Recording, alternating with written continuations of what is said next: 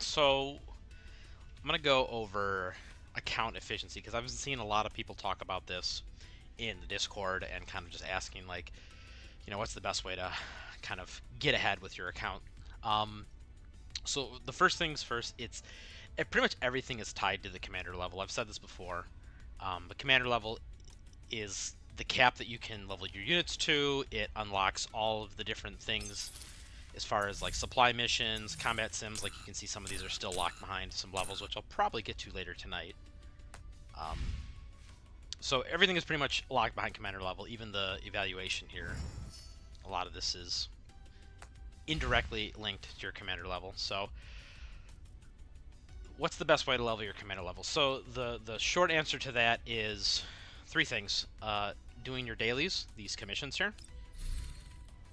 These give you just an absolute boatload of commander experience. The second way is obviously play the main story campaign.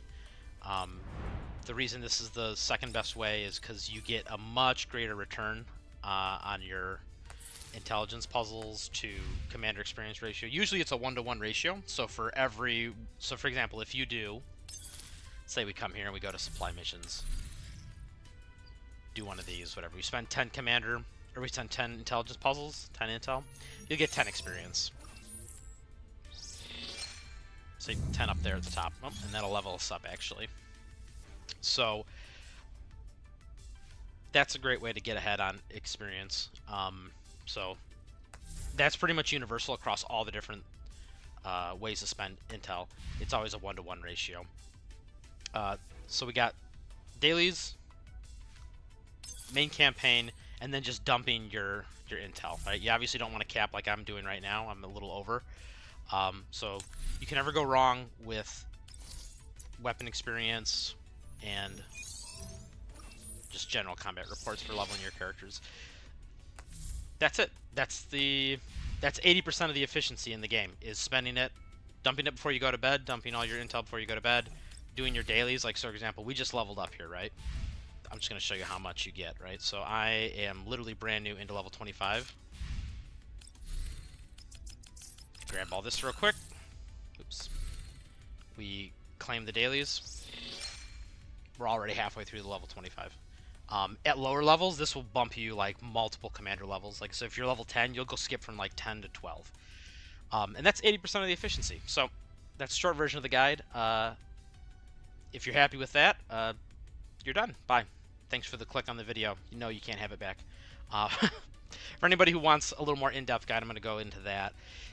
Essentially, this is kind of the stuff that's going to progress your account and outpace people who are kind of not doing it. You won't see results right away. It's one of those things where it's like you got to be patient. But if you do this for like multiple weeks, you'll start to get and overtake people who even maybe started the game earlier than you did. So this is obviously a once per day thing, so always do your dailies. Then you're going to want to just power through the main story. You're going to come through here, like I said, do all these missions. These are all so easy. Like I said, the game is tuned very, very low difficulty. You can get just through this entire, I think the first 3 chapters. So I did the first 3 chapters with just the starting team, Groza, Nemesis, Kolfane, and Karalik. You can get all the way up here just by using them. I only leveled them up to level 18, or not 18, I'm sorry, level 10. You only level them up to 10, and that's still enough. Every now and then, you'll bump into a tutorial mission to like teach you how to use the refitting room. Just, click through it, go through it, no problem. But you can see, yeah, I've leveled these up now because for chapter 4 you needed to have them a little more leveled. But I'm still using, look, bare bones weapons, level 10, very easy. None of these, well, she doesn't even have a level 10 weapon. Very easy to power through the main story, and I would just say keep doing that, because we skip here to like one of the higher ones. You'll see that you get, it only costs 20 intelligence puzzles to actually do the mission, but you're going to get 100 commander experience in return. So this is one of the few ways you can kind of break that ratio of 1-to-1. So this is what kind of power levels your account. In addition to that, the reason you want to progress your commander level above everything else is because where is it at? We are looking for. Well, first of all, this is linked to it, right? The main storyline is what allows you to unlock your free 5-star character here, get a bunch of free pulls, etc. The commander level also unlocks, like I was saying before, supply missions and higher tier supply missions. One of the reasons you want to push your commander level as fast as possible is because as you do that, you unlock higher tiers, which then give you. You're still going to get, it's still going to be 10 intelligence puzzles for every time you run it, but you're going to get more in return. So it's going to be better efficiency. So if you can, let's say you power level your account as fast as possible to level 40, well, every time you do one of these deep search number 2s, you're going to be getting way more combat reports than someone who's like 10 levels behind you. Even though you guys are both spending 10 intelligence puzzles, 10 intel, which recharge at the same rate for everybody, you're going to be getting essentially 50% more. So once again, wanna kind of power level through that. The exceptions to that is, where is it? Combat Sims. You'll unlock Neural Survey after I think Chapter 2. You unlock it. These, while you will need a lot of these, this is the resource you use to unlock Neural Helix, which is kind of like, if you're familiar with like Honkai Star Rail, trace materials. If you've played Project Neural Cloud, it's similar to how they do the, I guess it'd be like the skill pivots. Essentially, this is what helps you unlock your character's passives. You probably want to do these missions once through because you get a bonus for doing them the first time. I can show you here on number 3. So you get like a little bonus right here. You get these, which are important, and then obviously you get some gold and some more. So just kind of do them one time each. You don't necessarily need to farm this. You get actually a big chunk of them. Like, see, I've done it once. Like, I did each of these missions one time, and I have 100 of them. So you can unlock some skills for your units with that. You don't necessarily need to like farm tons and tons of them until later on, because once again, the efficiency gets better. For higher tiers, you don't want to be converting low-level materials into high-level materials. So do the main story. That's the obvious answer. When you log in for the first time, you create your account. You're gonna, like I said, you're gonna start doing the story. The one thing I would say is, second you hit the main login screen here, you've done the little introduction. You do the cutscenes. They show you the very basics of the game, like how to do it. I want to say you have to go through the first like 2 or 3 missions, I want to say, before to like let you get to the login screen here. There's a couple things you want to do once you hit the login screen. First thing is you want to click this little guy here. You'll see a little mailbox symbol above him because there's going to be a bunch of stuff sitting in your mailbox. So you want to click him, this dinner gate, and you want to go to your mailbox here. You will see all sorts of stuff just waiting for you. All the like pre-release rewards, grab them all here.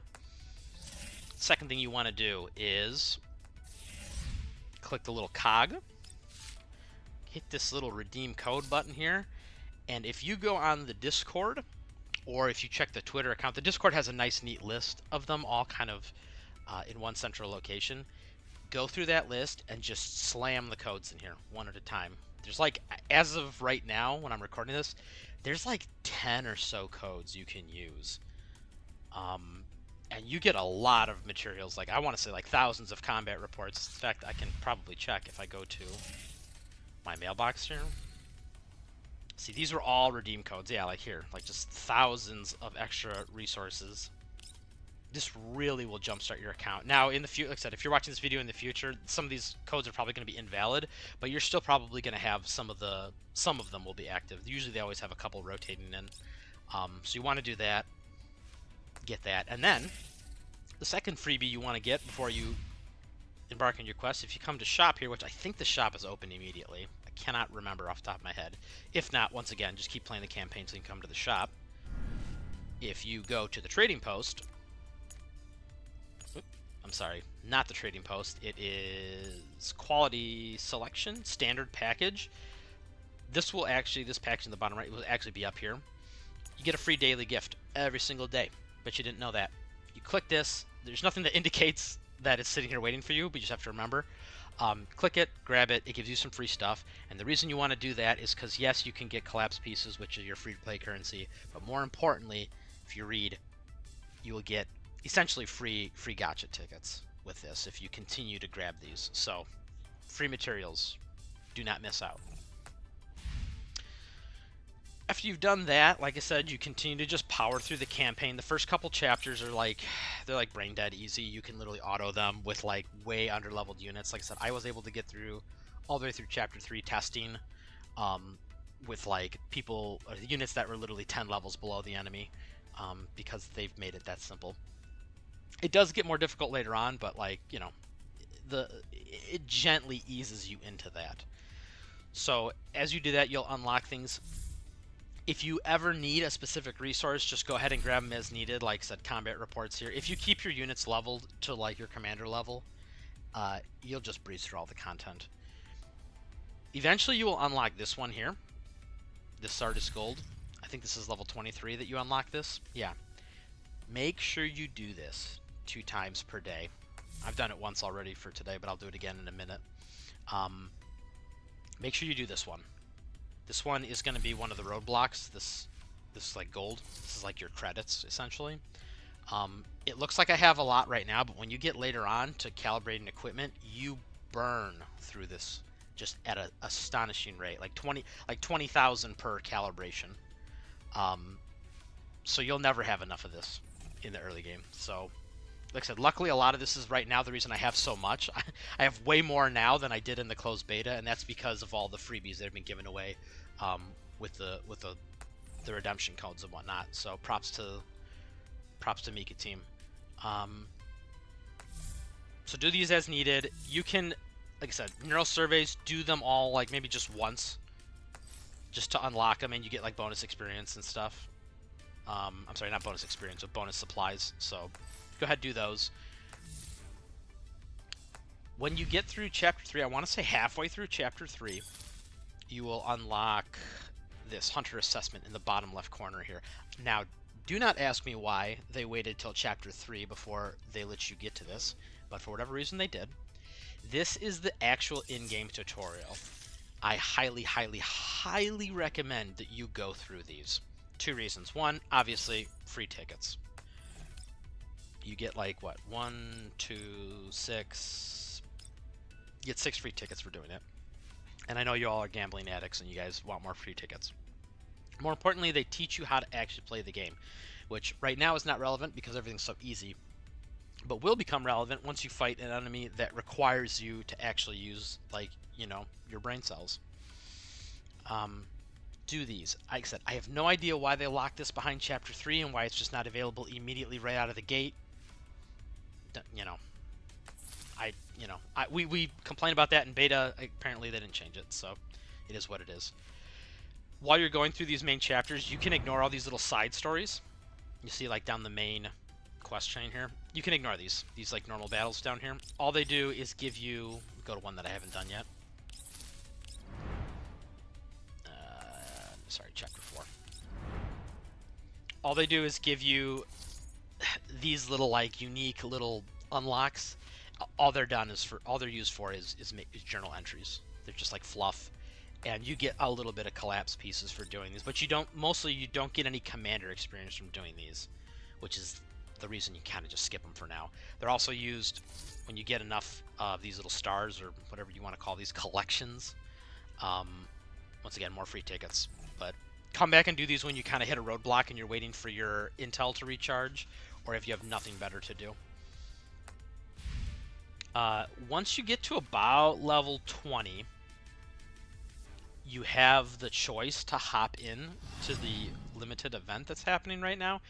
You can go ahead and do this, but you probably want to save it for later. These will start to get actually kind of difficult pretty quickly.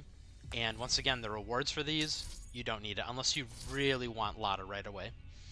If you want to use this unit, then you can kind of breeze through this and the first couple missions here. If you go to the part 1, this is the main story for it. you will get enough resources to pick her up. Like, I was able to pick her up just by doing, what, the first three missions, and then this hilarious mini game. But that's enough to purchase the unit, and you can also purchase a weapon for the unit, but you also get them from doing the mini game. You also get her weapon just by doing this, right? I think I already grabbed it. Yeah, see, I already grabbed it.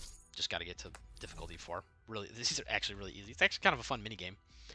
But I would come back and do that maybe when you're a little higher commander level, if you're waiting on intel recharge. So then we get into a little more controversial stuff. So, in my opinion, the best way to consistently level and outpace other people's accounts is converting some of your collapse pieces into intel. If you click in the bottom left here, go to your intel puzzles. You'll get some of these keys. I have a few more because I bought some of the stuff from the shop. But you probably won't have as many. But if you click the collapse pieces here, you'll see you can trade them in for more intel, and this is the rates. The first purchase of the day is 20 collapse pieces. You're always going to get 60 intel, but the first purchase is 20, second is 50, another 50, etc. I personally would highly recommend purchasing the first 3 every day. Now, why do I say that? Essentially, you're giving up 1 standard or limited ticket to do that. Now, this is most people, like I said, you're all gambling addicts. I know you're not going to want to do that, but this is essentially giving you 180 intel, which is like a whole day worth of recharge. You are going to outpace people who are not doing this very quickly. If you use all of your access keys and you purchase, like I said, about 3, I mean, if you're whaling, you can go crazy, but that starts to get a little questionable.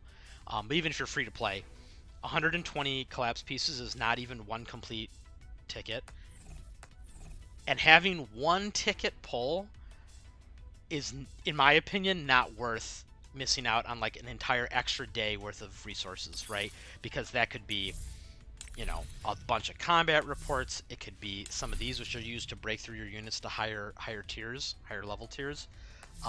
These are the things that you're going to need to actually increase the power of your characters. So the 0.6% chance of getting a 5-star character per day versus, consistently having more resources to level up the characters you do have, in my opinion, is totally worth it.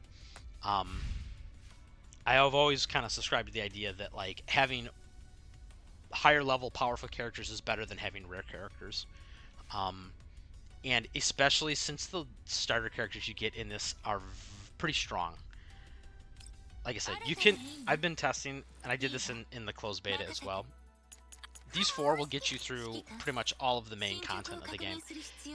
Now, when you roll in the standard banner, you're going to get a free 5-star, or not free, but like a discounted 5-star. I got Mosin. If you get a character you want to use,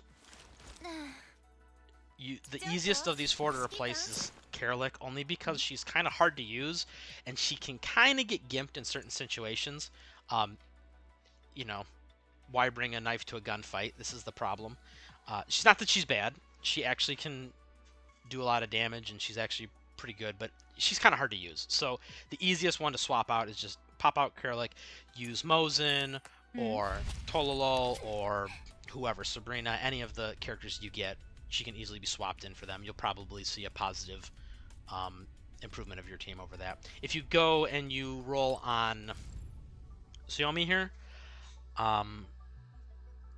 since she's a support, you can just replace Colfane, because you kind of don't need to. But yeah, other than that, just take the 5-star you like and replace Karalik with it, and you got a pretty solid team that you can just continue. Like I said, just power that up. Use the intel. I said, highly recommend buying a little bit of intel every day. You don't have to go crazy. You don't have to, like I said, it starts to get really inefficient for how much you spend, unless you're whaling. And if you're whaling, then what does it matter? Because you can always just buy your way to victory at that point. After you've done all that, another questionable thing that I've seen people talking about in the main Discord is I've seen people say do not farm the attachments. I disagree with that. You want to farm the attachments initially, but you don't want to go crazy on it. Doing some of these is going to get you like a handful of crappy ones, right? It's going to give you the green and the blue quality ones. Not very good. But I went ahead and I already did that a couple times for this.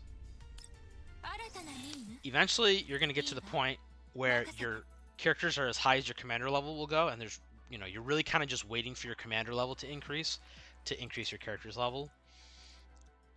This is where attachments are going to give you a huge stat boost. And especially when content gets a little more difficult, you will finally get to the point where you're going to want to increase your character's stats besides just leveling up their weapons. And attachments do a crazy good job of that. Let's go to Nemesis here, because I know I got a bunch of attachments for her. So if we equip these, by using the attachments, even these are crappy ones, right? Like these are literally just the bare bones, like some attack and defense, right? This one's extra crap because this is defense. Do I have one that gives attack? No, but we have one that gives health, so we'll change it. Because I prefer health over defense. But anyway, if you look, 45 attack, 87 health. She was at about 250 before this attack, so you've increased her damage output by essentially 25%. I mean, I know she's not leveled up all the way right now, but essentially you've bumped the unit's efficiency. And you can even see that reflected in the combat score here. The little estimate. What was she at before this? I think 900. So if I remove all these. Yeah, so she gets about 100 and something. So, like, give or take about a 10 to 15% character overall boost by equipping attachments, even if they're crappy ones. So you just want to get attachments and just get one for each slot, you know. And like I said, ideally you just, all the guns, they want one that has, you know, attack and health is the most like universal stats. Defense is a close second. So you just want ones with attack. That's it. You don't have to go crazy. You don't have to spend tons and tons of resources dumping into farming these, but you don't want to just totally ignore them. I've seen some people suggesting, because at higher levels you have a better chance to get like gold quality ones or orange quality ones, that it's not worth your time to do these initially. That is not true. You want the initial power boost from these because they will let you, like I said, once again, power through the main quest quicker, level your account faster, etc. Let's say you get, these can be a little tricky, these missions, because they do put you up against boss enemies that have like actual mechanics. Old Fat here, he does like a bunch of different fire attacks that like either leave fire puddles or ignite teammates. You can use strategy if you'd like to fight these bosses. The other cheesy method is if your team isn't really strong enough. Like, for example, when I did this, this fight actually required me to use a little bit of brain cells because I was using underleveled units. And you may or may not be using underleveled units, but you actually had to use a couple brain cells because this guy can actually start gimping your units. And if you lose one, then you got to essentially do it again if you want to be able to auto-battle it, because one of the objectives is lose no units. It's phrased weird, but it essentially means lose nobody. So when you go to do it, we'll talk about this in a second. When you go to do it, you can use either your strongest team, or you have this wonderful little feature here, which a lot of people don't realize exists, is the support feature. This lets you just borrow units from anybody. So if you have some whale friends, so this is a little glitchy right now because I have friends on my friends list, these two nice gentlemen here. I'm only seeing their units, and there's not really a way to switch between your friends list and just like the random pool that it grabs from like players in the server. If you have nobody on your friends list, there'll be like a refresh button, and you can just continuously refresh and just keep refreshing this until you get the units that you want to borrow. And to be honest, just grab someone's juiced up unit, right? Like, let's go by combat effectiveness. Like this, it's like this Xiaomi is like 2,000, and what am I running? Like 1,000? Yeah. Like so, this one essentially doubles the power of any of my characters. So you can just swap them in. You can only do one, I believe. Yeah, you can only do one, but this is an easy way to cheese through any of these missions you have. You can just borrow somebody else's units, and they'll just stomp it. So that's an easy way to get through any sort of mission that you're having troubles with. So farm some of those, and then once you've got kind of basic equipment on everyone, you know, just crappy blue and green quality gear, you can just kind of ignore this and just do it once every time it unlocks to the next tier, because every time it unlocks, you want to do it at least once for this wonderful collapse piece bonus. Yeah, I think that covers pretty much all of it. Eventually, you'll get a tutorial on how to use the public area here. The dormitory is, you're not going to have enough affinity gifts essentially to. Oh, Rosa, calm down. I'm recording right now. You won't have enough affinity gifts to really max any of this out unless you're either spending money or you buy some of the packages. So you can kind of ignore this for now. But in the dispatch room here, you'll be able to send units essentially on what are logistics missions in previous games. So if we click this, they just returned. Essentially what you do is you pick any two units. Well, getting ahead of myself here. Before you can even send these out, you're going to have to do these assessments. Essentially, they're all the same. It's get the character level 15, give them a gift, which, once again, you probably won't have a ton of them, but you'll have enough to give them at least one crappy gift. And then just do any mission. And then they will, quote, be certified to go on these assessments. And at that point, all you want to do is, if possible, match them up with the stats. Otherwise, just throw 2 random units in every mission just so you can actually do the mission. Just by doing the mission, you get these 2 down here, the dispatch income. If you actually match the stats like I do here, so for example, Mosin here has eloquence and Groza has courage and resourcefulness, you will get the bonus up here. Now the bonuses is, I think, always the same. It's more dispatch records, which I'll show you where you spend those in a second, and you get these supply support boxes, which are just like essentially bonus stuff. You can just get whatever you need. So you just send them on the mission, bada bing, bada boom, 20 hours they come back. So I'll claim all, and I'm just going to resend all the rest of these units. So what do you do with all those wonderful, what are they called? Dispatch records. Go to the shop here. This resets on a weekly basis, and what do you know? You get everyone's favorite. Get some gambling, but you have more supplies. Some of the standouts being the gold here, because once again, probably eventually going to run into a hard wall with that. And then some of the breakthrough materials. If you really want, you can buy some of these affections. This is like the affection gifts. I would personally not recommend it because it's not a good use of your records here, these dispatch records. It's pretty expensive. I would grab this ticket because, once again, if you were listening to me and actually taking my advice, you're probably doing this before people, because you've leveled up now, because you have spent collapse pieces to get more intel. You probably unlock this quicker than other people. Hopefully you can recuperate some of your costs by getting some of these weekly purchase access permissions. That's what you use there. Also, if you just can get a bunch of them done in the week, you get some more resources here. That's the quick start guide. I know that was kind of a long explanation, but that was the in-depth version of it. As you go through the game, you're also going to unlock a couple other things. You'll unlock some of the Battle Pass stuff. Once again, you'll unlock all this top row for free. If you actually buy it, you'll unlock the bottom row. Make sure you come here every day and claim these to level up the pass before they reset, because these refresh on a daily basis, and then this one here is the weekly version. So make sure you're doing that. In addition, make sure you grab this. Every time you get to a new tier of levels, you'll get a whole bunch of free tickets, which, bada bing, I got some right there.